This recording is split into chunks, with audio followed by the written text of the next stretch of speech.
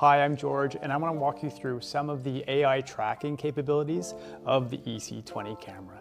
So right now, this camera is set up to work in presenter mode, which means as I move around this room, the camera is going to track me perfectly.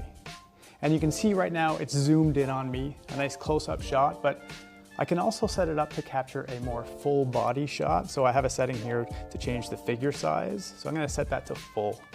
And what you should see now is an expression closer to my head to toe.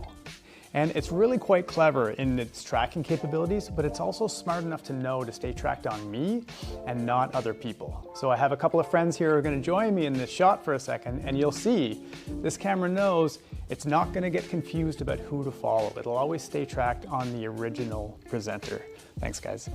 And there's another really clever thing about this camera, which I want to show you, is that it knows what to do when I leave this room. So I'm going to exit through the door here, and then I wait a couple of seconds, and the camera is going to return to a preset pointed to a shot at the front of the room. I think it waits around 5 seconds. You can customize that to be what you like. But ultimately, the camera goes back to the front of the room. As I re-enter the frame and get into the front of the room, it's going to track me once again, just like it did previously.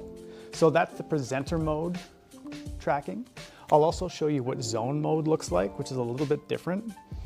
Before setting up for this video shoot, I set up 4 different zones. So I'm in the first zone right now, and what you'll notice is when I move left to right within this zone, it's not going to track me.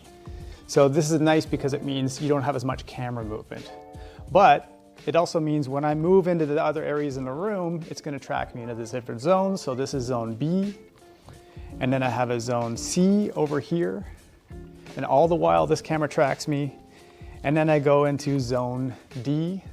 So that's zone mode. You have presenter mode and zone mode and a whole bunch of other features related to tracking and other things. So I hope you get a chance to try it out. Thanks for watching.